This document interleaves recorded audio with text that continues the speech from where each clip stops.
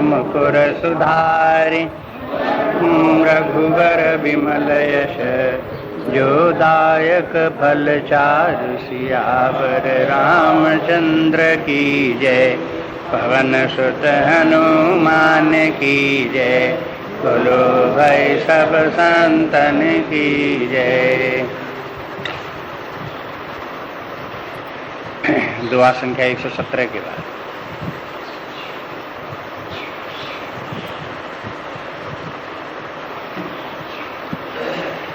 यही विधि जग हरि आश्रित राई। यद्यपि सत्य देत दुख आई। जो सपने सिर काटई कोई।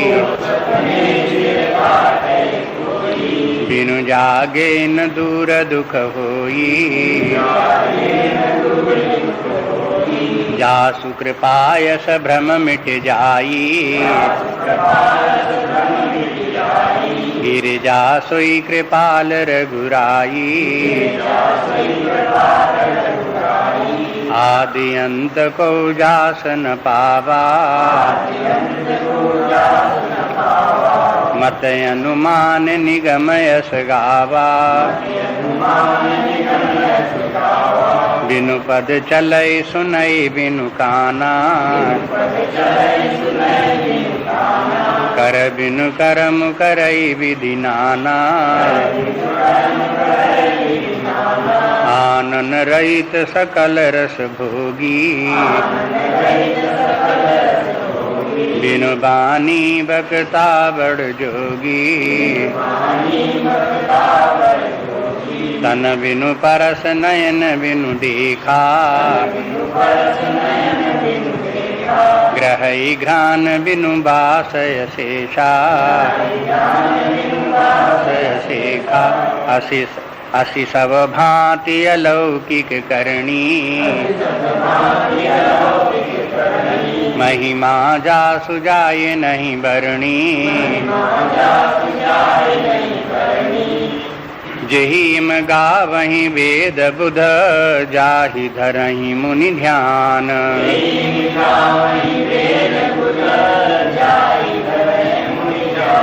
सोई दशरथ सुत भगत हित कौशलपति भगवान। भगवान सियावर रामचंद्र की जय। पवन सुत हनुमान की जय। बोलो भाई सब संतन की जय।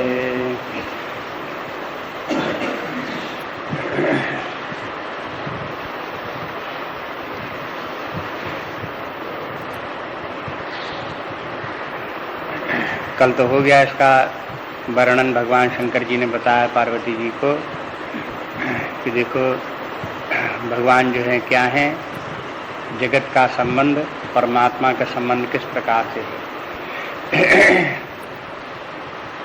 परसों भी देख रहे थे परमात्मा का संबंध जीव का संबंध किस प्रकार से है, वो बता दिया। कल देख रहे थे परमात्मा का संबंध जगत से संबंध किस प्रकार का है, वो बता दिया।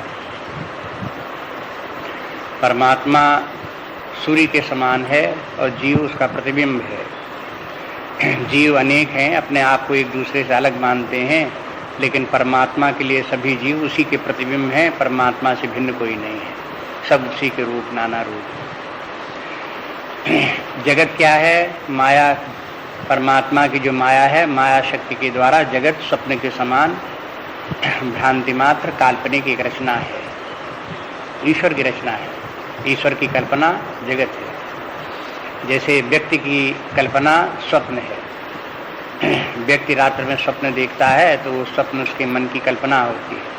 जैसा मन, जैसे संस्कार, वैसे ही स्वप्न बन जाता है। ऐसे ही सारा जगत जो है, ये है इतना विराट विश्व, अनंत परमात्मा जो है वो उसी की कल्पना है और उसी परमात्मा में स्थित है। परमात्मा से ही उत्पन्न होता है, परमात्मा में स्थित है, उसी में लीन हो जाता है। ये जगत इस प्रकार का है। तो ये जगत माया में जगत कहलाता है। माया में कि माने न होते हुए भी, काल्पनिक होते हुए सत्य के समान प्रतीत होता है। अब ये किस प्रकार की भ्रांति है? जैसे अनेक प्रकार की भ्रांतियां, रस्सी में सर्प की भ्रांति है, तो भ्रांति जो होती है वो काल्पनिक होती है। इसी प्रकार से ये है, जगत काल्पनिक है, भ्रांति है। ऐसे ही देखते हैं कि सीप और चांदी का दृष्टांत, सीप है लेकिन चांदी की कल्पना की, तो ये कल्पना भी एक भ्रांति है। फिर देखिए कि जैसे कि मरुस्थल है, बालू है, वहाँ जल रंच मात्र भी नहीं है, लेकिन जल प्रतीत होता है, तो जल भी एक मानसिक रचना है, एक कल्पना है। ये सब मानसिक कल्पनाएं जिस प्रकार की व्यक्ति की हैं लौकिक जगत में, ये उदाहरण है। इसी प्रकार से समस्त जगत भी अपने आप में जो है ये है एक कल्पना मात्र है। बस ये जो है ये वेदांत सिद्धांत हैं, जिनको कि यहाँ पर गोस्वामी जी ने दोहे चौपाई में उपस्थित कर दिया। संक्षेप में वेदांत के जो मूल सिद्धांत हैं वो इसी प्रकार से। पंचदशी ग्रंथ में देखा था, ईक्षणादि प्रवेशांतो, ईक्षणादि प्रवेशांतो, ईक्षण से लेकर के प्रवेश पर्यंत सृष्टि ईशेन कल्पिता, ये सारी सृष्टि जितनी है वो ईश्वर की कल्पित है। ईक्षणादि प्रवेशांता सृष्टि ही ईशेन कल्पता, जागृतादि विमोक्षांता संसारा जीव कल्पना। जागृत से लेकर के मुक्ति प्राप्त तक जो ये कल्पनाएं हैं ये सब जीव की कल्पनाएं हैं, इसका नाम संसार है। जीव की कल्पना अपनी संसार है, उसी संसार के अंदर स्वप्न भी है, जागृत के मैं तुम भी है, जागृतावस्था, स्वप्नावस्था, सुषुप्तावस्था भी जीव की ही है। ये ईश्वर की अवस्थाएं परमात्मा की नहीं है। जीव ही कभी अपने आप को जागता है, कभी सोता है, कभी सुषुप्त अवस्था में है, ये सब जीव की अवस्थाएं। जीव ही अपने आप को बंधन में पाता है, जीव ही अपने आप को मुक्ति पाता है, जीव ही कभी सुखी है, कभी दुखी है, ये सब जीव की ही स्थितियां हैं। और ये सब जीव की अपनी कल्पनाएं हैं। अपने आप जीव कल्पित करता रहता है और उन्हीं को अनुभव करता रहता है। कल्पना के माने है नहीं, लेकिन अपने आप रच लेता है अपने मन से, और सत्य भी मानता रहता है। जैसे स्वप्न है, स्वप्न की रचना कर ली और फिर उसके बाद फिर उसको सत्य भी मान लिया स्वप्न के समय, और उसको उसके जो लाभ हानि हुए उसका सुख दुख भी अनुभव कर लिया। स्वप्न में कर भी लेता है। जागता है तो स्वप्न मिथ्या होता है, जब तक स्वप्न देखते हैं तब तक सत्य ही दिखाई देता है। ऐसे कभी कभी लोग जागृतावस्था में भी बड़ी प्रबल कल्पना कर लेते हैं। कल कल्पना कर ली कहीं कि ऐसा तो हो ही जाएगा, अकाल तो पड़ ही जाएगा, युद्ध तो हो ही जाएगा, फिर उसमें तो ऐसा हो ही जाएगा, बस उसके साथ साथ जब हो जाएगा तो उसी के साथ दुखी भी हो गया।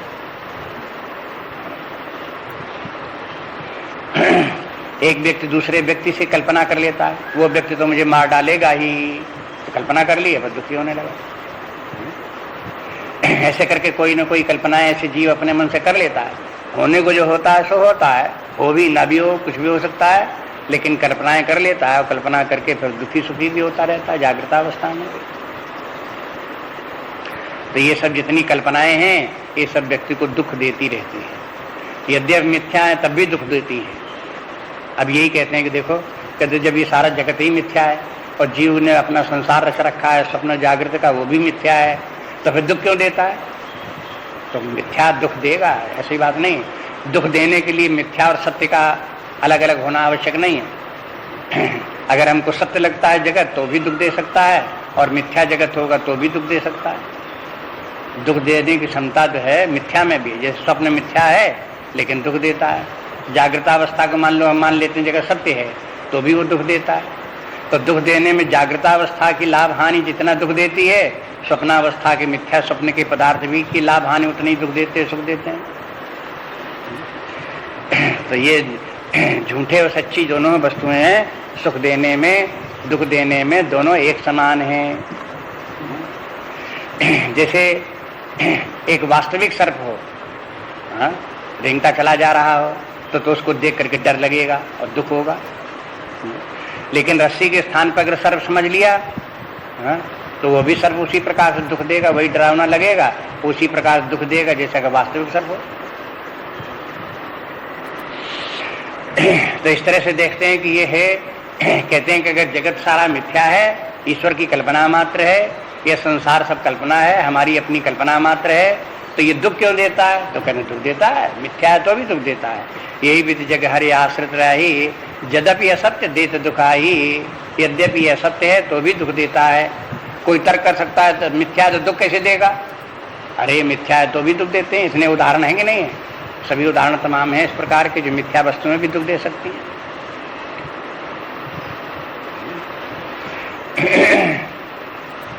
और ये जगत जो है हरि आश्रित रही, हरि आश्रित रही कि माने ये जगत परमात्मा पर आश्रित है। परमात्मा पर आश्रित है माने कैसे आश्रित है जगत?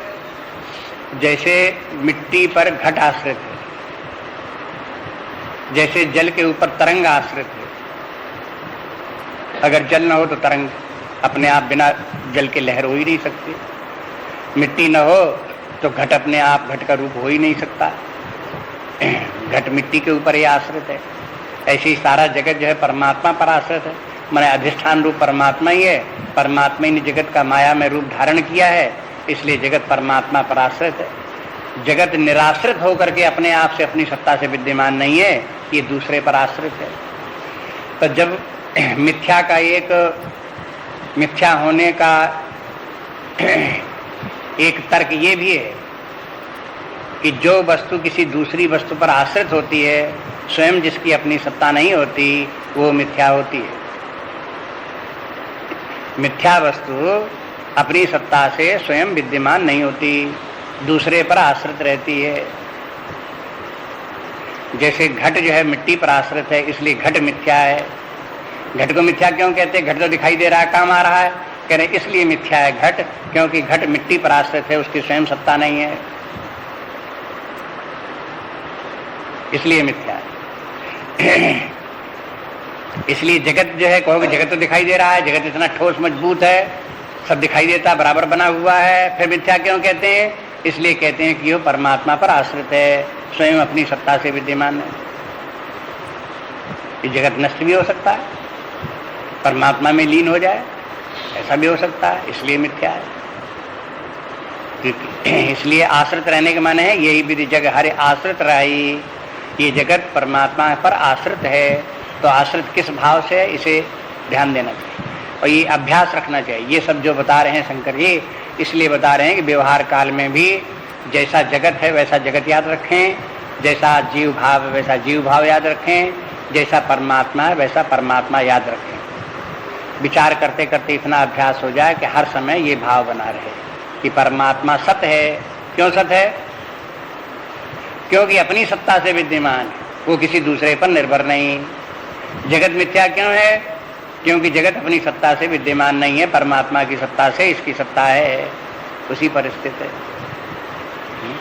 जास सत्यता ते जल माया भास सत्येव, उसी परमात्मा की सत्यता से ये माया में जगत सत्यवत भाषित होता है।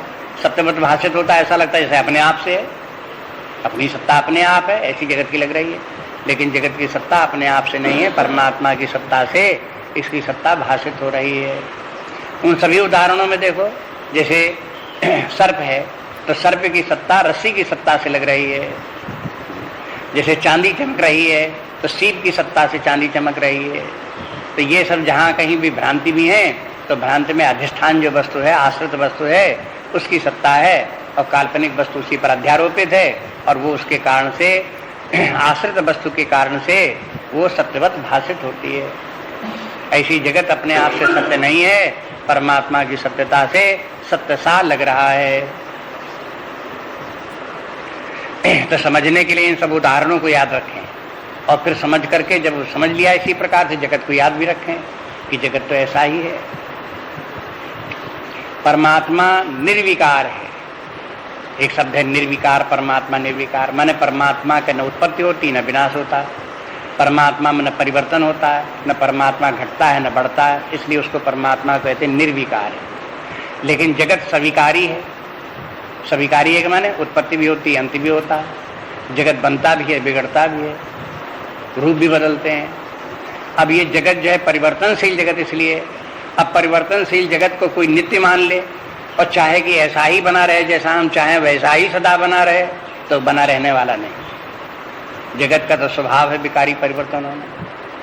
ये शरीर भी मान लो जगत का ही एक भाग है, पांच भौतिक शरीर है तो उसी का एक अंग, जगत का ही एक अंग शरीर भी है। पंच मिट्टी इत्यादि से बना है तो भौतिक ही जगत हो गया, ये शरीर भी हो गया। तो जैसे जगत परिवर्तनशील है तैसे शरीर भी परिवर्तनशील है।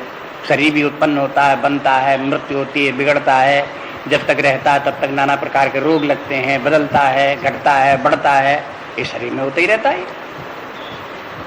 अब कोई चाहे कि शरीर एक सा बना रहे अजर अमर बिल्कुल स्वस्थ हजारों वर्षों तक, तो ये तो झूठी कल्पना है, बेकार की इच्छा करना है इस प्रकार की, और करेंगे तो दुखी होंगे, कहेंगे हाय हमारे शरीर में ऐसा हो गया। अरे शरीर में कोई रोग लग गया तो स्वाभाविक है, ये तो शरीर का धर्म है, ऐसा शरीर में होना ही होना है। शरीर में अगर कोई परिवर्तन न हो, एक साथ बना रहे तो चमत्कार है। अरे ये कैसे हो गया कि एक जैसा बना हुआ है, ऐसे प्रकार का सदा बना ही रहे, ऐसा नहीं हो सकता। इसलिए जो है ये है जगत जैसा है परिवर्तनशील विकारी है, उसको विकारी मान कर स्वीकार करें। जैसे शरीर इसी प्रकार से बुद्धियां भी है, लोगों की बुद्धियां भी एक समान नहीं रहती। एक समय एक सी बुद्धि होती है और कुछ काल के बाद दूसरे प्रकार की बुद्धि हो जाती है। एक समय में बुद्धि किसी व्यक्ति के ऊपर कृपा करता है, दया भाव रखता है, अच्छा करता है, सहायता करता है, और दूसरे वक्त नाराज हो जाएगा, ना करे शायद विरोधी हो जाए। तो संसार में देखते हैं कभी मित्र हैं शत्रु बन गए, कभी शत्रु हैं मित्र बन गए।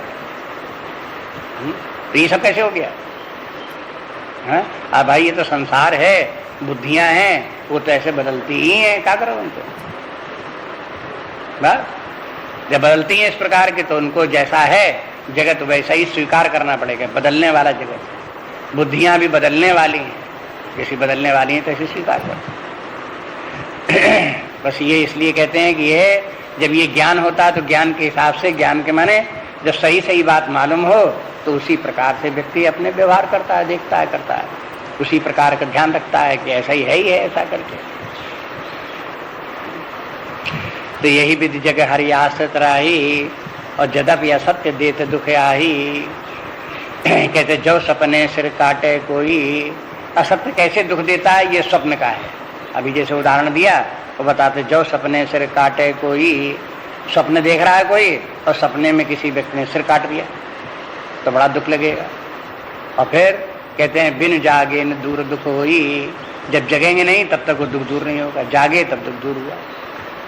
तब इस वाक्य में भी कई बातें हैं ध्यान देने की। एक बात तो ये कि देखो स्वप्न एक ऐसी अवस्था है जिसमें जागृत अवस्था में तो कोई सिर काट दे तो फिर दुख की बात ही नहीं। सिर कटते समय जो कुछ हो सो हो, उसके बाद कट गया सो कट गया, बस उसके बाद दुख सो कुछ नहीं, मर गया फिर क्या। लेकिन स्वप्न में ऐसा है कि सिर कट जाए तो व्यक्ति दुखी भी होगा, और जब तक जगेगा नहीं तब तक स्वप्नावस्था में कटा सिर वाला व्यक्ति दुखी रहेगा, क्या है हमारा सिर कट गया। जब वो जागेगा तब वो देखेगा नहीं सिर कटा नहीं है और उसका दुख दूर हो जाएगा। तो देखो स्वप्न की काल्पनिक कल्पना की बात ऐसे होती, सिर्फ कटा नहीं है फिर भी कटा स्वप्न में लगने लगा तो वो दुख हो गया। इसी प्रकार ऐसी जागृतावस्था में अनेक प्रकार की हानियां होती रहती हैं। कोई हानि हो गई, धन की हानि, परिवार की हानि, व्यक्तियों की हानि, पद की हानि, अनेक प्रकार की हानियां संसार में होती रहती हैं। जब हानि होती है तो व्यक्ति को दुख होता है, लेकिन ये दुख कब तक होगा? जब तक ये व्यक्ति संसार को, जगत को सत्य मान रहा है। जहां उसने परमात्मा, सत्स्वरूप परमात्मा को जाना, सत्य का ज्ञान हुआ, तहां मानो वो जाग गया और उसके बाद पर दुख नहीं। तो देखो संसार के जो जीवन के जितने नाना प्रकार के दुख हैं उनसे छूटने का उपाय क्या है? बस ये सर्वोत्तम उपाय यही है कि व्यक्ति अपने आत्मा परमात्मा को जाने, परमात्मा भाव में स्थित हो, और ये मोह निद्रा में जो सो रहे हैं कि जगत ही सत्य है, ये जीवन ही सत्य है, परिवार ही सत्य है, धन ही सत्य है, इस मोह में जो सो रहे हैं इससे जागे। जैसे लक्ष्मण जी आगे कहेंगे, मोह निशा सब सोवन हारा, देखें सपने अनेक प्रकारा। जैसे कोई सपना अनेक प्रकार के देखता है, ऐसी फिर जागृतावस्था में मोह के कारण से नाना प्रकार की जो लाभ हानि देखता है, अपना पराया देखता है, ये भी सब स्वप्न है। बस, और इसी में सुखी दुखी होता रहता है। मोह निशा, निशा माने रात्रि, मोह जो है रात्रि के समान है। और सब सोवनहारा, सब लोग मोह की रात्रि में सो रहे हैं, मोह में पड़े हुए हैं। मोह क्या है? एक स्वप्न के समान है। मोह में पड़ा हुआ व्यक्ति जो कुछ देखता है वो सब समस्त जगत में स्वप्न दिखाई देता है। मोह निशा सब सोवनहारा, और देखें सपन अनेक प्रकारा। जैसे रात्रि में स्वप्न देखते हैं तैसे जागृत में, जागृत का स्वप्न है लोगों का, वो देखते रहते हैं। जागृत अवस्था में कभी कभी बोलते भी हैं। कोई कोई व्यक्ति कल्पना करता है कि हम एक ऐसा मकान बनवाएंगे, हम एक ऐसा उसमें रहेंगे, हम एक ऐसे गाड़ियां लेंगे, एक वैसा करेंगे। तो इसे क्या कहते हैं? अरे क्या तुम कहाँ के स्वप्न देखते हो? कहा झूठे मूठे ये स्वप्न देखने से क्या था? तो स्वप्न देखने माने कल्पना कर रहा है वो। तो जागृतावस्था में भी ऐसे स्वप्न देखा करते हैं, भविष्य के स्वप्न देखा करते हैं, वर्तमान में भी स्वप्न देखा करते हैं। ये सब स्वप्न देखते रहते हैं जागृतावस्था में। और ये सब स्वप्न जितने हैं ये है अज्ञान के सूचक हैं, मोह के सूचक हैं। जब तक व्यक्ति मोह के जाल में फंसा हुआ है तब तक उसकी बुद्धि ऐसे स्वप्न देखा करती है, और सुखी भी होती रहती, दुखी भी होती रहती। कभी कभी कोई व्यक्ति स्वप्न देखेगा ऐसा हो जाए तो बहुत अच्छा है, ऐसा हो जाए तो बहुत अच्छा है, और बाद में सोचा हमसे तो हो नहीं सकता, और नहीं हो सकता तो उदास हो गया। उससे पूछा भाई क्यों उदास बैठे हुए हो? अरे क्या जिंदगी है, बिल्कुल बेकार है। ये सब क्या है? स्वप्न है व्यक्ति के, कल्पना भी कर ली, दुखी भी हो लिया।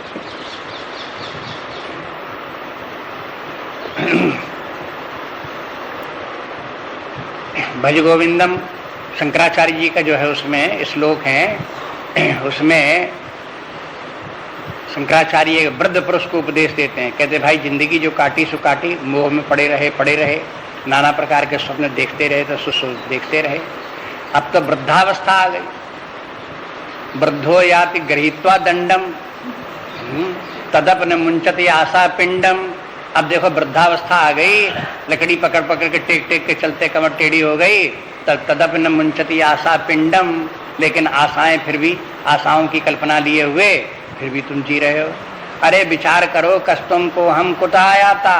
अरे अब विचार करो कि तुम कौन, मैं कौन, कहां से आया हूं, कहां जाना है। हाँ?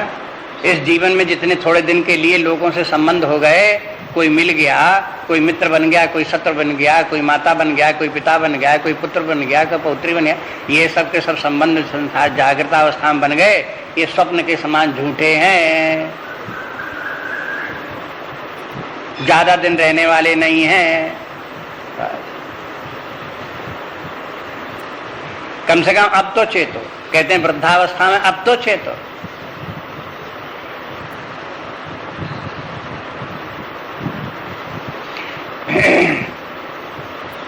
तो वही कहते हैं कि देखो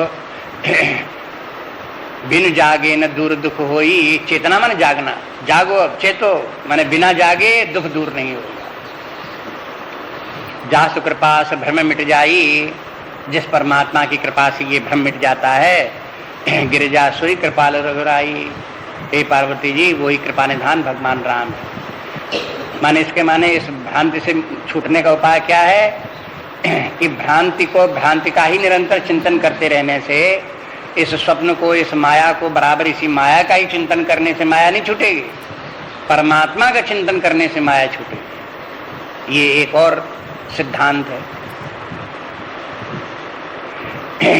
माया का चिंतन करना छोड़ करके परमात्मा का चिंतन करो। जैसे माया में जगत का चिंतन करते रहते हैं, पैसे का चिंतन करते रहते हैं, व्यक्तियों का करते रहते हैं, लाभ हानि का चिंतन करते रहते हैं, लड़ाई झगड़े का चिंतन करते रहते हैं, तो इन चिंतन करते रहने से ये छूटेंगे थोड़े, खत्म थोड़े हो जाएंगे। इन्हीं के बार बार मन में धरते रहोगे तो ये बने ही रहेंगे, अपने आप खत्म नहीं हो जाएंगे। वो तो परमात्मा का जब याद करो, तो जब परमात्मा हृदय में आ जाएगा तब ये भुलाएंगे, तब ये बेकार दिखाई देंगे, तब छूटेंगे। इसलिए निरंतर परमात्मा का चिंतन, उठते बैठते चलते फिरते परमात्मा को याद रखते। अब परमात्मा कैसा है पहले बता चुके हैं, फिर बताते हैं आगे कैसा परमात्मा है। परमात्मा की याद रखो तो कैसे याद रखो? तो परमात्मा का स्वरूप बार बार बताते रहते हैं। देखो हमारे शरीर में भी इंद्रियां हैं, मन बुद्धि है, इनमें जो चेतना है परमात्मा की चेतना है।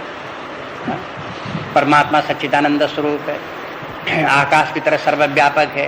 परमात्मा ये अधिष्ठान रूप है, उसी से जगत की उत्पत्ति हुई, ये समस्त जगत परमात्मा पर ही निर्भर है। ऐसे करके परमात्मा को याद रखो। आगे कहते हैं देखो परमात्मा कैसा है कि आदि अंत को जास न पावा, ऐसा परमात्मा है। परमात्मा है जिसका आदि और अंत किसी को पता नहीं है। आदि के माने कब परमात्मा की उत्पत्ति हुई कोई नहीं जानता, माने परमात्मा सदा से। परमात्मा का अंत कहाँ होगा कोई नहीं जानता। परमात्मा का कभी अंत होने वाला नहीं। परमात्मा सदा बना रहने वाला है, अपनी सत्ता से अपने आप से सदा रहने वाली वस्तु है। इसलिए परमात्मा का यही मुख्य लक्षण ये है कि परमात्मा अनादि अनंत है, परमात्मा नित्य विद्यमान है, परमात्मा शाश्वत है। ये परमात्मा का मुख्य लक्षण है। तो कहते हैं आदि अंत को जास न पावा, मत अनुमान निगम असगावा। अपने अपनी बुद्धि के अनुसार वेदों में इस प्रकार से कहा गया है कि कैसा परमात्मा बताया गया, सो आगे बताते हैं। कैसा बताया गया कि बिनु पद चले सुनई बिनु काना। देखो परमात्मा जो है ये है अलौकिक कार्य परमात्मा के हैं। बिन पद चले, परमात्मा के पैर नहीं है लेकिन फिर भी चलता है। सुनई बिनु काना, परमात्मा के कान नहीं है फिर भी सुन लेता है। अब देखो जीवों के मनुष्यों की तो बात ही है, कान होंगे तो सुनेंगे, जिनके कान नहीं उनको नहीं सुनाई देता। लेकिन परमात्मा के कान हो न हो उनसे कोई मतलब नहीं, परमात्मा सब सुनता है। तब ये परमात्मा कोई भगवान राम की बात नहीं है। अयोध्यावासी राम, उनके तो कान है, उनकी तो आंखें हैं, कहते उनको जैसे दिखाई देता आंखों से कानों से। लेकिन वो ब्रह्म परमात्मा जो आकाश की तरह सर्वत्र विद्यमान है, उसके कान में कुछ नहीं है लेकिन बिना कान के भी सुनता है। और वो बिना पैरों के चलता है, उसके पैर भी नहीं, फिर चलता कैसे है कि वो सब जगह विद्यमान है। इसलिए उसको चलने का कोई सवाल ही नहीं है। जब सब जगह है तो सब जगह पहुंच गया वो अपने आप ही। ऐसे बिन पद चले सुनई बिन काना, कर बिन कर्म करे विधि नाना। उसके हाथ कोई नहीं है लेकिन नाना प्रकार के कर्म करता है। जैसे कोई विद्या अपने मन से कोई कल्पना करे तो कल्पना करने के लिए हाथ पैर की जरूरत थोड़ी पड़ती है। कल्पना से कोई व्यक्ति चले फिरे तो उसको कोई चलने फिरने के लिए कोई पैरों की जरूरत थोड़ी पड़ती है। मन से कल्पना की हम यहाँ से बैठे हुए चले जा रहे हैं, शहर पहुँच गए, स्टेशन पहुँच गए, बम्बई पहुँच गए, मद्रास पहुँच गए। तब इसमें कल्पना करने में पैरों को कहाँ चलना पड़ा, न पैरों तो भी पहुँच गए वहाँ पे। ऐसे परमात्मा सब जगह जो है वो हो, जहाँ कहीं चाह चले तो वहाँ पहुँच सकता है। और कुछ भी काम करना चाहे तो बिना हाथों के सब काम कर दे। रचना कर दी, एक स्वप्न की रचना हमने की तो स्वप्न की रचना करने में कौन हाथों की जरूरत पड़ी, बिना हाथों की स्वप्न की रचना कर ली। ऐसी परमात्मा ने सारी जगत की रचना कर दी, उसको हाथों की जरूरत ही नहीं पड़ी। ऐसे थोड़ी परमात्मा ने जगत को बनाया तो कुम्हार की तरह से मिट्टी लिए और जुटा रहा, बड़ा परिश्रम किया तब बनाया। अरे उसने कल्पना की जगत बन गया। आनंद रहित सकल जग भोगी। और कहते हैं वो आनंद रहित, उसके मुख नहीं है, जिह्वा स्वाद इंद्रिय नहीं है, लेकिन समस्त रसों का स्वाद जानता है, खट्टा मीठा सब जानता है, सब जान सकता है बिना जिह्वा के। ऐसा परमात्मा। और बिन बानी बकता बड़ जोगी। बिना बानी के बकता है, बोलता नहीं फिर भी बहुत बोलता है। वाणी है नहीं, जीभ है नहीं बोलने के लिए, मुंह है नहीं है लेकिन फिर भी बोलता है। ये वेद परमात्मा की वाणी है। परमात्मा बोलता नहीं तब भी वेद आ गई, उसी की वाणी, उसी के श्वास है। बड़े योगी, ये परमात्मा बड़ा योगी है। योगी लोग ऐसे करते हैं, योगी लोग अपने योग बल से इसी प्रकार की रचनाएं कर देते हैं, कार्य करते हैं। तो ऐसे परमात्मा जैसा योगी कौन होगा कि बिना हाथ पैर के सारा काम करता है, बिना वाणी के बोलता है, बिना आंखों के देखता है, बिना कानों के सुनता है। ये परमात्मा की महिमा है। तो तन बिन परस नैन बिन देखा, नैन बिन देखा, बिना आंखों के उसे दिखाई देता है। परमात्मा की आंखें नहीं तो भी दिखाई देता है। तन बिन परस माने बिना उसके शरीर, और शरीर के ऊपर चर्म नहीं है, स्पर्श इंद्री नहीं है, तो भी उसे परस वो स्पर्श कर लेता है। स्पर्श माने ये कठोर है, कोमल, ये सब जानता है, ये गर्म है, ये ठंडा, ये सब जानता है। तो तन बिन परस नैन बिन देखा, और ग्रही घ्राण बिन बासे अशेषा। घ्राण के माने नासिका, नासिका के बिना वास अशेषा, संपूर्ण वासों को, गंध को वो जानता है। ये सुगंध है, ये दुर्गंध है, वो किस किस प्रकार की गंध है, ये सब प्रकार की बिना नासिका के ही जानता है। मैंने सब इंद्रियों के नाम ले दिए, ज्ञानेन्द्रियों के भी नाम ले दिए, कर्मेंद्रियों के भी नाम ले दिए। माने ये ज्ञानेन्द्रियां श्रोत्र त्वक नेत्र रसना घ्राण इनके नाम ले दिए, और फिर वाक हस्तपाद आदि के इनके नाम ले दिए। कहते हैं इनके सबके नाम ले दिए। कहते ये सब परमात्मा में, ये सब इंद्रियां ये सब नहीं है, तो भी परमात्मा ये सब इंद्रियों वाला कार्य सब कर सकता है और सब होता रहता है उसके अंदर। उसको ऐसा नहीं कि परमात्मा कुछ जानता नहीं है। इंद्रियां नहीं परमात्मा के, तो 15 आंखें परमात्मा के नहीं, परमात्मा देख नहीं सकता, ऐसा नहीं। इंद्रियों से भी, आंखों से भी जब हम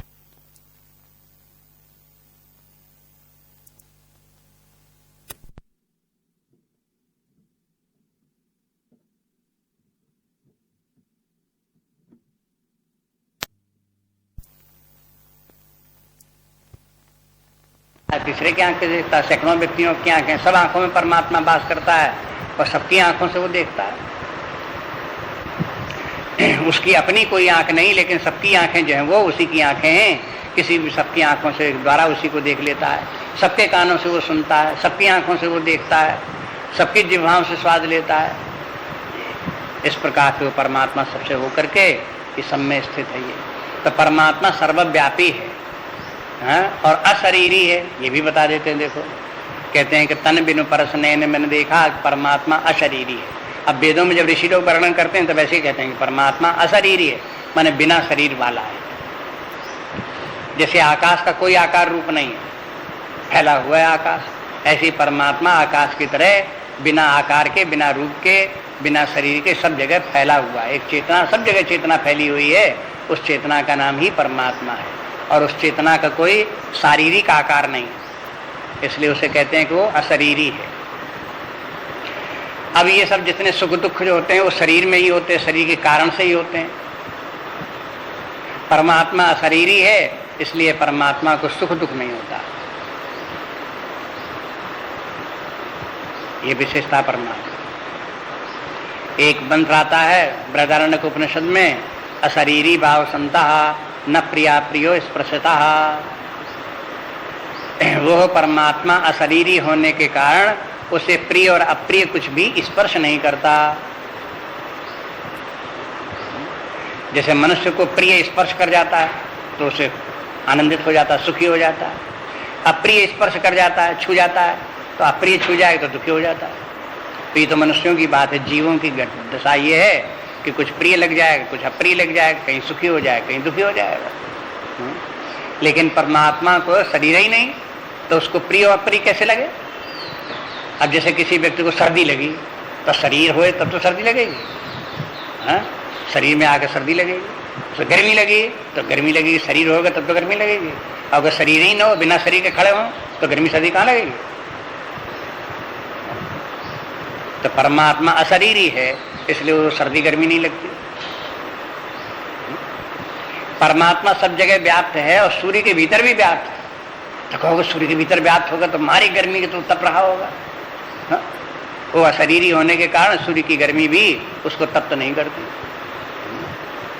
परमात्मा सब जगह, तो उत्तरी ध्रुव की बर्फ में भी घुसा हुआ है, उसमें भी व्याप्त हुआ। बर्फ तो बड़ी ठंडी है, तो बड़ी ठंडी बर्फ में 24 घंटे रहता होगा तो बड़ा ठंडा हो गया होगा, बड़ा जड़ाता होगा कि कोई नहीं जड़ाता होगा। उसको वो सर्दी गर्मी उसके शरीर है नहीं, बिना शरीर के उसमें व्याप्त है, इसलिए उसको सर्दी, वहां की सर्दी भी सर्दी नहीं लगती।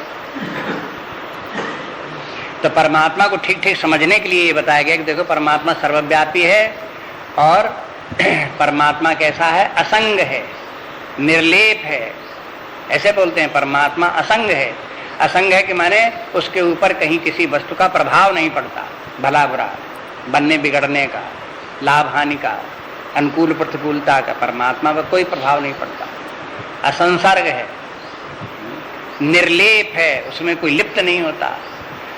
उसमें जैसे आकाश में धूल लिप्त नहीं होती, चिपकती नहीं आकाश में, ऐसे परमात्मा में कहीं कोई पाप पुण्य सुख दुख ये परमात्मा में कोई चिपकते नहीं। वो निर्लेप होकर के परमात्मा इससे, तो परमात्मा इस प्रकार का ये कहते हैं अस सब भांति अलौकिक करणी। परमात्मा इस प्रकार से अलौकिक वस्तु है, लौकिक वस्तुओं के धर्म भिन्न प्रकार के, जैसे लौकिक माने संसारी, मिट्टी पानी से बना हुआ शरीर, इसके धर्म अलग प्रकार के हैं। मन बुद्धि जो है लौकिक है, इसके धर्म है। लेकिन परमात्मा अलौकिक है, माने वो लौकिक नहीं है। अलौकिक है कि माने लोक के अंदर की कोई वस्तु परमात्मा नहीं है, लोकातीत है, लोक से परे है, इसलिए अलौकिक है। लोक जितना है वो सब मायाकृत है, तो जितना लौकिक है वो माया में है। अब परमात्मा माया से परे है, परमात्मा को माया का प्रभाव नहीं पड़ता, इसलिए परमात्मा अलौकिक है कि माने परमात्मा मायातीत है, मायापति है। माया के कारण से होने वाले सुख दुख लाभ हानि उस परमात्मा को स्पर्श नहीं करते। सब भांति अलौकिक करनी, महिमा जास जाए नहीं बरनी। उस परमात्मा की महिमा कहीं नहीं जा सकती, क्या वर्णन करें। कहते हैं जेहि इम गाम ही वेद बुध जाहि धरई मुनि ध्यान। ऐसे ही परमात्मा का वेद उसकी महिमा को गाते रहते हैं। बुद्धिमान जो ज्ञानी लोग हैं, जिस परमात्मा को जानते हैं, वो भी परमात्मा की महिमा को सुनाते रहते हैं। और मुनि लोग उसी परमात्मा का, ऐसे ही परमात्मा का ध्यान करते हैं। माने ध्यान करने के लिए भी याद रखना चाहिए निर्गुण रूप परमात्मा का ध्यान कैसे, कि परमात्मा एक अनंत सत्ता है, आकाश की तरह सर्वत्र व्याप्त है, सत्स्वरूप है, अपनी सत्ता से विद्यमान है, चेतना स्वरूप है, आनंद स्वरूप है, सर्वाधिष्ठान है, नित्य विद्यमान है, जगत इसी से उत्पत्त होता है, इसी पर आश्रित रहता है, इसी पर लीन हो जाता है। ये ध्यान करें, ये ध्यान करने के लिए साधन परमात्मा है। ये जगत माया में है, माया के द्वारा इसका विस्तार हुआ। अज्ञानी व्यक्तियों को ये जगत सत्य प्रतीत होता है, ये सब ध्यान में ध्यान करें। और फिर भगवान राम का भी ध्यान करें। अयोध्यावासी भगवान राम ने शरीर धारण किया, तो वो भी, उसके भी परमात्मा के यही लक्षण है। भगवान राम शरीरी जरूर है, शरीर मालूम होता है उनका, लेकिन है तो अपने आप में वो अशरीरी जो परमात्मा है वही है। भगवान राम को भी हर्ष विषाद नहीं होता, उनको भी कोई लाभ हानि नहीं है। भगवान राम को अयोध्या का राज्य चला गया, वन में चले गए तो भी उन्हें कोई हानि नहीं लगी, और लौट करके आके अयोध्या के राज सिंहासन बैठा दिए तो भी उन्हें कोई लाभ नहीं लगा। उनको लाभ हानि दोनों अवस्थाओं में कहीं नहीं दिखाई देती, क्योंकि वो परमात्मा स्वरूप है। उनके स्थान में कोई मनुष्य होता तो उसको लगता हाँ है हमारा राज्य चला गया, फिर राज्य मिल जाता तो कहते हाँ है हमको इतना बड़ा राज्य मिल गया, ऐसे करता। लेकिन उनको इस प्रकार की कोई बात नहीं, राज्य जाता है तो दुख नहीं, और राज्य प्राप्त होता है तो कोई सुख नहीं, दोनों अवस्थाओं में एक समान है। ये परमात्मा भाव है। एक बात और भी, फिर परमात्मा के, ऐसे परमात्मा का ध्यान हम क्यों करें? इसलिए ध्यान करें जो परमात्मा का जितना ही ध्यान करता है, संसार के चक्कर से, मोह जाल से उतना ही छूट जाता है। उसी की कृपा से होता है। कहते हैं कि इस ऐसा परमात्मा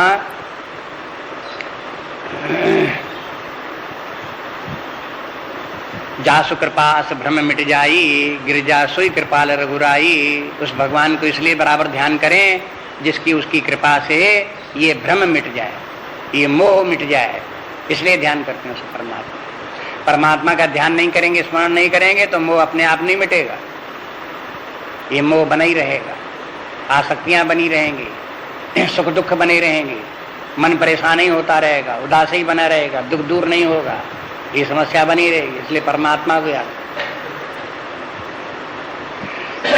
अब देखो आश्रम में यहाँ रहते हुए लोग सुबह से शाम तक लोगों को न कहीं नौकरी पे जाना है, न कोई व्यापार धंधा करना है, न कहीं और कोई उनकी व्यस्तता कहीं है। अब ये थोड़ा बहुत किसी को अपने शरीर स्वस्थ रखने के लिए चले फिरे, काम धाम करे, कुछ हो तो भले कर ले, लेकिन वो कोई उसकी मजबूरी नहीं है। ऐसे अवस्था में क्या करना चाहिए? समय का सदुपयोग क्या है? परमात्मा का नाम जपो, परमात्मा का ध्यान धरो, बैठो परमात्मा का ध्यान करो, भगवान का नाम लो बैठे बैठे, नाम जपो, ध्यान धरो। ऐसा करते करते करते करते भगवान की कृपा से मोह दूर हो, अविद्या दूर हो, हृदय के भीतर ही छिपा परमात्मा का आनंद प्रकट हो। अगर कोई व्यक्ति इस प्रकार से नहीं करता, आश्रम में रहता है लेकिन समय का दुरुपयोग करता है, तो अधर्मी है। शास्त्र कहते हैं देखो धर्म ये है कि ये समय जिसका जो धर्म है, उसको जो कर्तव्य कर्म है उस कर्तव्य कर्म करे तो धर्म का पालन है। और अगर कर्तव्य कर्म का पालन नहीं करता तो फिर अधर्म हो जाता है। इसलिए इस समय धर्म यही है कि भगवान का नाम लो, भगवान का ध्यान करो, बराबर उसका चिंतन करो, पूजा करो, किसी न किसी उपाय से उस परमात्मा से संबंध जोड़ो, संसार की बातों की तरफ ध्यान मत दो। कहा सुनी, लड़ाई झगड़ा, लेना देना, भलाई बुराई, लोगों की, दुनिया की, आश्रम से बाहर की, घरों की, उनको सबको भुलाओ, मन से निकालो, उसके स्थान में परमात्मा को लाओ, बार बार परमात्मा का चिंतन करो, उसी का बार बार स्मरण करते रहो। इसलिए कहते हैं जे ही में गाँव ही वेद बुध, जाहि धरे मुनि ध्यान, जाहि धरे मुनि ध्यान, सोई दशरथ सुत भगत हित, कौशल पत भगवान। कहते वो परमात्मा है, वही परमात्मा अपनी भक्तों की सुविधा के लिए उसने अयोध्या में मानवीय शरीर धारण कर लिया कि भक्त लोग भगवान का कैसे स्मरण करें। वो निर्गुण रूप परमात्मा जो बिना पैर के चलता है और सब जगह व्यापक है, आकाश की तरह है, तो भक्तों को वो परमात्मा ध्यान करते में कठिनाई पड़ती है। तो भगवान ने कहा अच्छा तुम्हें कठिनाई लगती है तो चलो हम शरीर धारण के लेते हैं। तो भगवान अयोध्या में आकर के राम का शरीर धारण कर लिया और कहा अब ठीक है कि अब ध्यान करने में सुविधा हो जाएगी। हाँ अब हो सकता है, तो आप करो ध्यान। भगवान राम का श्याम वर्ण शरीर, उनका वैजंती माला पहने हुए, धनुष बाण हाथ में लिए हुए, इस प्रकार का उनका सुंदर स्वरूप जो है वो कमल के समान, उनका मुख कमल के समान, उनके नेत्र बड़ा अत्यंत सुंदर प्रकाशमान तेजो में उनका शरीर, ये सब उनका स्मरण करो। अब तो मुश्किल नहीं थे, हाँ अब मुश्किल नहीं तो करो ध्यान उनका उसी प्रकार से भगवान का। वे भगवान का ध्यान करो, वो कितने गुण निधान है, कितने शील निधान है, कितनी दया दृष्टि उनकी है, कैसे कृपालु हैं, कैसे उदार हैं, ये सबका सब याद करो। तो भगवान ने तो अब मनुष्य शरीर धारण किया अयोध्या में आकर के, वो भक्तों के लिए धारण किया। तो कहते हैं सोई दशरथ सुत भगत हित, भक्तों के लिए वो दशरथ सुत बने। कौशलपति भगवान, और कौशलपति हुए जो भगवान परब्रह्म परमात्मा है, वो अयोध्या के राजा बने भगवान श्री राम जी। इस प्रकार आगे देखो, काशी मरत जंतु अवलोकी, जासु नाम बल करऊं विशोकी, सोई प्रभु मोर चराचर स्वामी, रघुबर सब उर अंतर जामी, दिवसहु जासु नाम नर कहाई, जन्म अनेक रचित यगदाई, सादर सुमिरन जे नर करही, भव बारिध को पदैव तरही, राम सुपरमात्मा भवानी, ता भ्रम अति अवहित तब बानी, अस संशय आनत उर माही, ज्ञान विराग सकल गुण जाही, सुन शिव के भ्रम भंजन बचना, मिट गए सब कुतर के कै रचना, भई रघुपद पद प्रीति प्रतीति, दारुण्य संभावना बीती, पुन पुनि प्रभु पद कमल गही, जोर पंकरो पाणी, बोली गिरिजा बचन बर, मनहु प्रेम रस सानी, रस सान सियावर रामचंद्र की जय, पवन सुत हनुमान की जय, बोलो भाई सब संतन की जय। अब फिर भगवान शंकर जी कहते हैं कि देखो परमात्मा जो है वो सर्वशक्तिमान परमात्मा है, बड़ा कृपालु है। तो शंकर जी अपने अनुभव से एक बात बताते हैं कि काशी मरत जनते अवलोकी, काशी में जब प्राणी अपना शरीर छोड़ते हैं तो जासु नाम बल करऊं विशोकी, उन प्राणियों को मरते समय मैं शोक रहित कर देता हूँ, उनके सारे शोक को दूर कर देता हूँ, मैंने उनके सारे दुख दूर रह गए, मुक्त कर देता हूँ। तो कैसे मुक्त करते हैं? कहते जासु नाम बल, जिसके नाम के बल से हम करते हैं वही परमात्मा है। परमात्मा कौन है? भगवान राम परब्रह्म परमात्मा, कि जिनके नाम के बल से काशी में मरने वाले जीवों को हम मुक्त कर देते हैं। अब पौराणिक कथा तो इस प्रकार थे कि भगवान शंकर जी काशी में वास करते हैं और वहाँ जितने भी शरीर जीव, जितने भी शरीर, मनुष्य ही नहीं, अन्यान्य शरीर प्राणी जितने भी हैं, वे जब शरीर छोड़ते हैं तो भगवान शंकर जी जाते हैं उसके पास और उसके कान में राम राम बोलते हैं, दाहिने कान में राम राम राम राम बोलते हैं। तो उसको जैसे ही कान में राम शब्द पड़ता है तो ऐसी जीव को परमात्मा की याद आ जाती है। मरते समय तो शरीर जीव व्याकुल होता है, शरीर बहुत दुख देता है, और जहाँ उसे परमात्मा का नाम उसने सुना, परमात्मा का स्मरण आया, तो शरीर के सारे दुख भुला जाते हैं। अब देखो, सारे जीवन अगर कोई व्यक्ति परमात्मा का स्मरण करता रहे और शरीर के सुध बुध भूल जाए, इतना याद करे परमात्मा, तो मरते समय भी शरीर की सुध बुध भूल जाएगी, परमात्मा याद आ जाएगा, ये हो जाएगा। तो शरीर का जो है दुख जब मरते समय होते हैं वो फिर नहीं होंगे। इसलिए शारीरिक वेदनाओं से, क्लेशों से भी बचने के लिए परमात्मा का स्मरण करना चाहिए, वो सब दुख दूर होंगे उसी के परमात्मा के स्मरण करने मात्र से। तो जब वो, ये तो हुआ पुराण के अनुसार, कथा के अनुसार। और वेदांत के अनुसार क्या है? काश के माने है ज्ञान, काशी के माने जो व्यक्ति ज्ञान की परिधि में रहता है, माने जो सदा ही परमात्मा का ज्ञान, जिसको कि है कि परमात्मा अनादि अनंत सत्ता स्वरूप विद्यमान है, चेतन स्वरूप है, आनंद स्वरूप है, जगत माया में है, भ्रांति है, और इसी ज्ञान में जो व्यक्ति सदा ही रहता है, ऐसा व्यक्ति जब शरीर छोड़ता है तब वो परमात्मा को ही प्राप्त कर लेता है और फिर दोबारा शरीर धारण नहीं करना पड़ता। ये गीता में भगवान ने कहा, उसके अनुसार कि शरीर छोड़ते समय जिसको जैसा स्मरण आवे, जो विचार उसके चित्त में जागृत होते हैं, अगला जीवन उसी प्रकार से बनता है। अगर व्यक्ति मरते समय परमात्मा को याद करे तो परमात्मा को ही प्राप्त कर लेगा। और अगर व्यक्ति अपने मरते समय धन का याद करे कि मेरे पास इतना धन है, वो छूटा जा रहा है, तो क्या होगा? तो सांप बन जाएगा। धन को याद करके मरने वाले सांप बन जाते। परिवार को याद करके, पुत्रों पौत्रों को याद करके मरते हैं और फिर उन्हीं पुत्रों पौत्रों के यहाँ स्वयं पुत्र बन करके, पुत्रियां बन करके आ जाते हैं। तो ये जैसे जैसे करके, जैसे शरीर छोड़ते समय जैसा व्यक्ति को याद आता है, जो भाव आते हैं, वैसे ही शरीर छोड़ने के बाद में वैसी गति हो जाती है उसको। जैसे अंतमति, अंतमता, साईगता, जैसी जैसी मति तैसी गति। तो इसलिए जो कहते हैं कि जब भगवान शंकर जी जब कान में राम नाम बोलेंगे तो उसे भगवान का स्मरण आ जाता है, परमात्मा की उसे प्राप्त हो जाती है। तो कहते काशी मरत जंत अवलोकी, जासु नाम बल करऊं विशो की, सोई प्रभु मोर चराचर स्वामी। वही परमात्मा जिसका हम नाम लेते हैं, वो चराचर का स्वामी परमात्मा ही मेरा स्वामी है। जिस परमात्मा ने चराचर सारी सृष्टि बनाई, ये जितने सृष्टि है वो भी रचना की और जितने प्राणी है वो भी परमात्मा ने बनाए, तो चराचर सब सृष्टि परमात्मा का सबका स्वामी हो गया। वो सबका बनाने वाला भी हो गया, सबका चलाने वाला भी हो गया। इसलिए परमात्मा सबका स्वामी है और वही भगवान शंकर जी कहते हैं मेरा भी स्वामी है।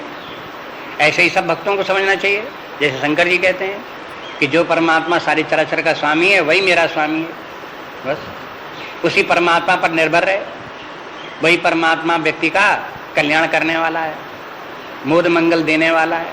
संसार में कहीं किसी से कोई आशा न रखे, न धन से, न परिवार से, न कहीं व्यक्ति से, न वस्तु से, कहीं किसी से कोई आशा न रखे। परमात्मा से एकमात्र जो है उसी पर निर्भर रहे, उसी से आशा रखे। तो सोई प्रभु मोर चराचर स्वामी, रघुबर सब और अंतर्यामी। और वे भगवान जो है वो सबके अंतर्यामी है, माने सबके हृदय की बात को जानते हैं और सबके अंदर बैठ करके सबका नियंत्रण भी करते हैं, संचालन भी करते हैं। अंतर्यामी के दो अर्थ हैं वेदों में, उपनिषदों में। अंतर्यामी के माने ये है कि परमात्मा अंतःनिष्ठ होकर के सबका नियमन करता है, इसलिए अंतर्यामी है। नियमन करने माने कंट्रोल करना, इनर कंट्रोलर होने के कारण से अंतर्यामी है। इनर कंट्रोलर अंतर्यामी हो गया। दूसरा अर्थ तुलसीदास जी वगैरह और दूसरे संत लोग लेते हैं तो अंतर्यामी माने सबके हृदय में वास करता है और सबके हृदय की बात को जानता है। हमारे हृदय में परमात्मा में कितना प्रेम है वो परमात्मा जानता है, वो छिपा नहीं है। हमारे मन में जितने राग द्वेष आते हैं, भलाइयाँ बुराइयाँ आती हैं, मन में जितने दोष दुर्गुण आते हैं, परमात्मा सब जानता है, उससे कुछ छिपा नहीं। वो बिना आंखों के देख रहा है, बिना कानों के सुन रहा है। जैसा पहले कहा, इसलिए परमात्मा अंतर्यामी है। तो कहते विवशो जास नाम नर कहीं, ऐसे परमात्मा का नाम विवश होकर के भी कोई लेता है तो जन्म में अनेक रचित अगदाही, तो अनेक जन्मों के पाप कट जाते हैं। विवश होकर के लेता है। विवश के माने पहले तो व्यक्ति भगवान का नाम नहीं लेता था, लेकिन बीमार पड़ा और फिर दवा कराई और दवा का भी असर नहीं पड़ा, तो अब क्या करने लगा? राम राम राम राम राम राम करने लगा। क्यों राम राम करने लगे? कि भाई अब दवा भी काम नहीं करती तो भगवान का नाम ले। तो ये विवश होकर के भगवान का नाम लिया। दुनिया में सारे उपाय करके देख लिए, कोई काम नहीं दिया तो भगवान का नाम लेने लगे। तो ये विवश होकर के भगवान का नाम, कहते विवश होकर के भी भगवान का नाम लेते हैं तो भी लाभ देता है, बेकार तो भी नहीं है। अब भी जो उसके अनेक जन्मों के पाप कटते हैं, दुख दूर होते हैं। और सादर सुमिरन जे नर करहीं, विवश न होकर के आदर पूर्वक भगवान का नाम लें तो उनके तो कहने ही क्या है, प्रेम के द्वारा, भक्ति के माने कोई कष्ट नहीं आया, कोई दुख नहीं आया, तो भी ज्ञान के कारण समझते कि परमात्मा की भक्ति होनी चाहिए, परमात्मा ही का ज्ञान उत्तम है और परमात्मा का स्मरण करना चाहिए। ऐसे स्वस्थ व्यक्ति, समझदार व्यक्ति, कोई तकलीफ नहीं है, अपने आराम से रह रहे हैं तो भगवान का स्मरण कर रहे हैं, तो ये तो आदर पूर्वक भगवान का स्मरण है, उनकी महिमा को समझ करके स्मरण करना है। तो कहते ऐसे लोगों को क्या होता है? भव बारिद गोपदी उतरहीं, ऐसे लोग जो हैं वो संसार समुद्र से ऐसे पार हो जाते हैं जैसे कोई गाय के खुर को पार कर जाए। जैसे बरसात के दिन में गाय चले दलदल में तो उसके खुर बन जाए, उसमें पानी भर जाए, तो उस पानी, उतने पानी को पार करने के लिए व्यक्ति कैसे पार करता है? कोई उसके लिए जहाज थोड़ी लाता है, नाव थोड़ी लाता है, गन्नई थोड़ी बांधता है, इधर से पैर उधर रखा, पार हो गया। उसको छलांग लगाने में, पार जाने में कितनी देर लगती है? कौन सी परेशानी होती है? मैंने बड़ी आसानी से, ऐसे व्यक्ति को बड़ी आसानी से संसार समुद्र से पार हो जाता है। तो देखो दो फल हैं, एक पंक्ति में पहले वाले में फल है पापों का विनाश और दूसरा फल है संसार से पार होना, मुक्त होना। तो अध्यात्म विद्या का पहला काम है भगवान की उपासना करने से पहले चित्त शुद्ध होता है। अगर कोई व्यक्ति भगवान का नाम ले और भगवान लेने में, नाम लेने में मन न लगे, कोई कहते हैं भगवान का नाम जपते थे लेकिन ज़्यादा देर मन नहीं लगता, नहीं मन लगता तो जबरदस्ती मन लगाओ, विवश हो करके, क्योंकि हमको भगवान का नाम जपने के लिए आदेश हुआ है। शास्त्र कहते हैं, भगवान कहते हैं, गुरु कहते हैं भगवान का नाम जपो, तो जपना पड़ेगा। अब तो भाई जपना पड़ेगा, क्या बताऊं मैं, अब तो मजबूरी है। तो मजबूरी में जपो, मन मार के जपो। इससे क्या होगा? इससे चित्त शुद्ध होगा, तमोगुण दूर होगा, रजोगुण दूर होगा।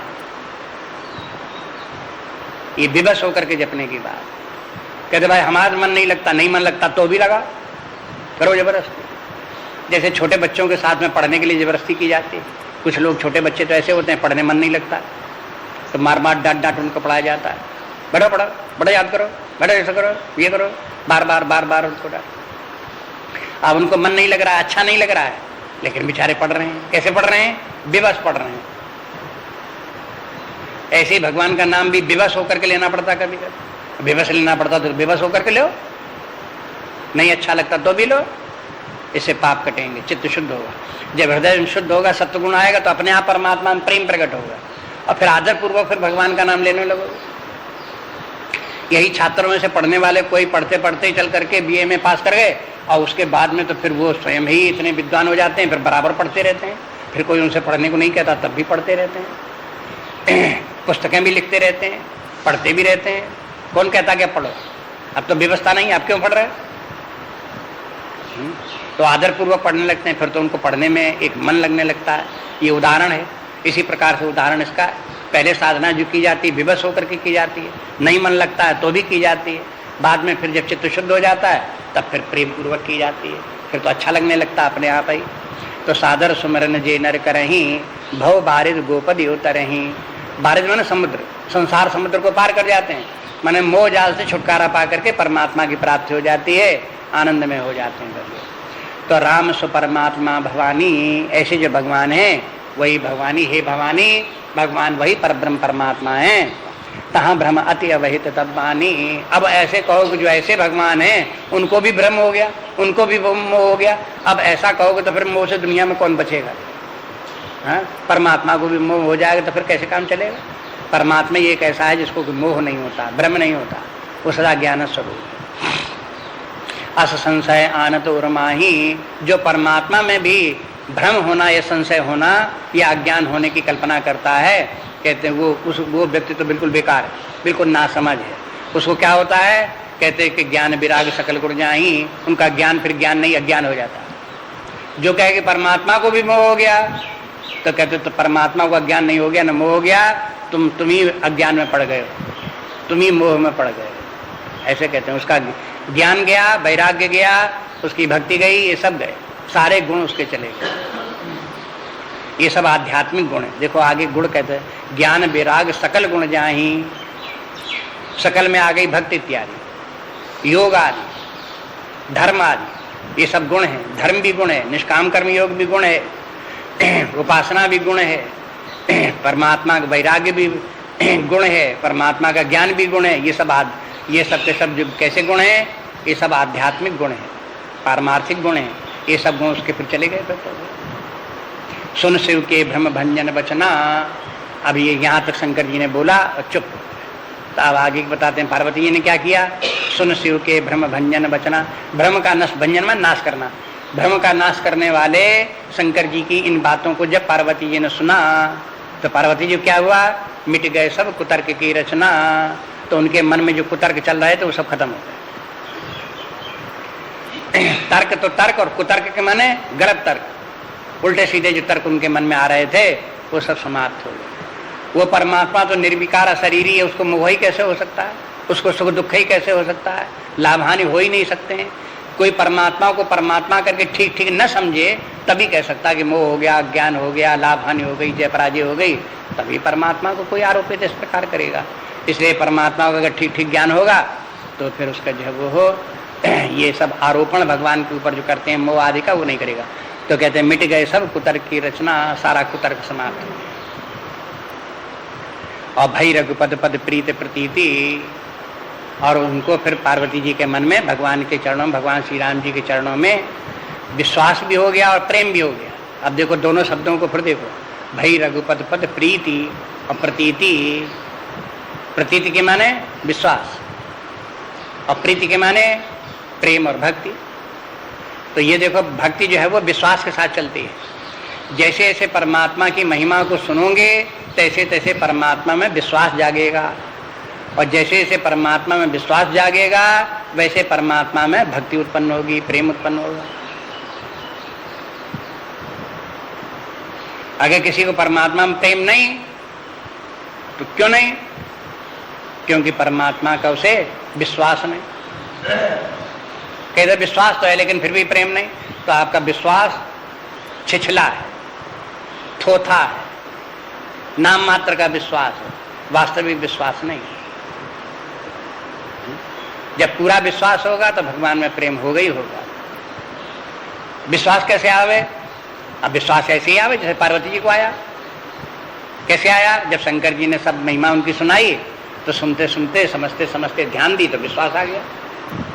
तो परमात्मा विश्वास तब आता है जब परमात्मा के संबंध में सुनो जानो तो परमात्मा में विश्वास आता है। तो भई रघुपद पद प्रीति प्रतीति दारुण असंभावना बीती। असंभावना कि ऐसे कैसे हो सकता है कि परमात्मा निर्गुण भी सगुण भी हो, ऐसे हो नहीं सकता। ये असंभावना थी, ये मिट गई। हाँ? अब उनको ठीक ठीक समझ में आ गया, वही परमात्मा सगुण रूप होकर के विद्यमान है और उसका कोई असंभव नहीं है। पुनि पुनि पुनि प्रभु पद कमल गही जोर पंकरु पाण। अब पार्वती जी ने क्या किया? भगवान शंकर जी के चरणों को पकड़ा, बार बार हाथ जोड़ करके भगवान शंकर जी को प्रणाम किया। अब देखो जब ज्ञान उदय होता है तो कृतज्ञता का भाव आता है मन में कि आपने बड़ी कृपा की, हमारे अज्ञान का हरण कर लिया, हमको शांति और सुख मिल गया। तो ऐसे करके समझ करके उन्होंने अपनी कृतज्ञता व्यक्त करने के लिए भगवान शंकर जी के चरण पकड़ लिए और बोली गिरिजा बचन बर मनोह प्रेम रस सानी। उसके बाद पार्वती जी ने फिर जो कुछ कहा वो अपनी कृतज्ञता व्यक्त करती हैं कि भगवान ने आपने बड़ी कृपा की, हमको इस प्रकार ज्ञान दिया। ये सब बातें आगे बोलेंगी तो देखेंगे। प्रेम रस सान के माने पार्वती जी बहुत कृतज्ञ थी, इसलिए बड़े प्रेम के द्वारा बड़े गदगद हृदय हो करके शंकर जी से इस प्रकार से बोली। तो देखो ये बहुत बड़ा लाभ है कि मोह दूर हो जाए, परमात्मा में विश्वास जागृत हो जाए, परमात्मा में प्रेम आ जाए, व्यक्ति के जीवन के दुख दूर हो जाए, मुक्ति प्राप्त हो जाए। तो मुक्ति तो दो प्रकार की होती, शरीर छोड़ने के बाद में तो मुक्ति हो जाएगी। कभी कभी कोई कहते हैं कि फलाने व्यक्ति हैं कि नहीं है, कि नहीं है, अब नहीं है, उनकी तो मुक्ति हो गई, माने मुक्ति हो मैंने मर गए। लेकिन वेदांत के हिसाब से मुक्ति दो प्रकार की, जीवित रहते भी मुक्ति है। जीवित रहते हुए व्यक्ति को अगर दुख क्लेश न हो और परेशानियां चिंताएं न हो, कहीं किसी प्रकार का डर न हो, तो वो जीवित रहते हुए भी मुक्त है। लेकिन चिंताएं लगी हैं, हाय लगा हुआ, दुख लगा है, भय लगा हुआ है, परेशानियां लगी हुई हैं, तो इसके माने जीवित तो है लेकिन बंधन में, अभी मुक्त नहीं है। तो जीवन काल में भी मुक्ति और बंधन किस प्रकार के, उनके दोनों का अंतर क्या है, ये समझना चाहिए।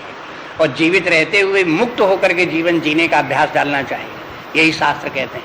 हमारे शास्त्रों का काम उस धर्म की शिक्षा है, उस अध्यात्म की शिक्षा है, जिसको सीख करके व्यक्ति इतना महान और श्रेष्ठ बन जाए कि जीवन काल में भी सदा निरापद होकर के आनंदमय होकर के रहे, उसको कहीं कोई दुख क्लेश न हो।